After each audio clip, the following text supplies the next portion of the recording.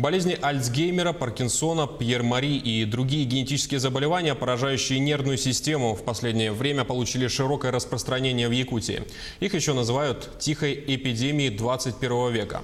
Год назад в регионе открыли Центр нейродегенеративных заболеваний. Это единственное учреждение, где сегодня больные, страдающие тяжелыми нервными заболеваниями, не поддающимися лечению, могут пройти комплексное лечение и улучшить качество своей жизни. Подробности у нашего корреспондента Ульяны Шагиной. О своем заболевании спиноцеребелярной атаксии первого типа или болезни Пьера-Мари Надежда узнала еще в молодости. Это генетическое заболевание. Радикальной терапии не предусмотрено. И со временем болезнь только прогрессирует. Лет 6 она у меня прогрессирует, болезнь. 2 года, как вот открылся научный центр, меня туда пригласили, и 2 года я там уже наблюдаюсь.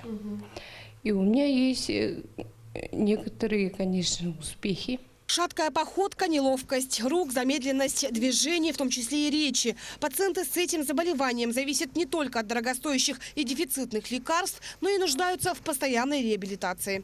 На сегодняшний день в Якутии точное количество больных с различными прогрессирующими заболеваниями нервной системы пока неизвестно. Только болезнью Паркинсона у нас болеют около 600 человек. И задача отделения не только выявлять эти болезни, но и улучшить качество жизни этих больных. Цель, конечно же, провести масштабные, крупномасштабные исследования именно по особенностям течения. Не только для того, чтобы для научных целей, а именно для того, чтобы это можно было потом внедрить в практику и оказывать помощь. До открытия центра больные с нейродегенеративными нарушениями вынуждены были получать в основном амбулаторное лечение. Именно поэтому вопрос об открытии центра стоял так остро.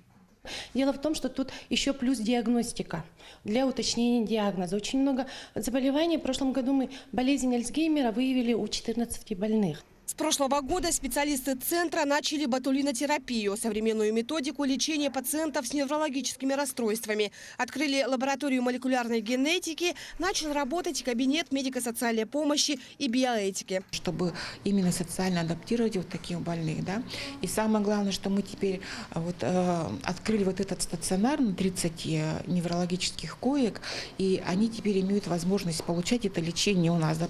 За год с лишним лечение здесь получили уже более 500 больных. 30 коек не хватает, очереди на месяцы вперед. Решается вопрос о создании ассоциации больных с такими заболеваниями. Этого ждут и сами пациенты, и их родные. Ведь объединение поможет им в первую очередь решать социальные проблемы, в том числе и адаптацию в обществе. Ульяна Шагина, Джулустан Иннокентьев, Якутск.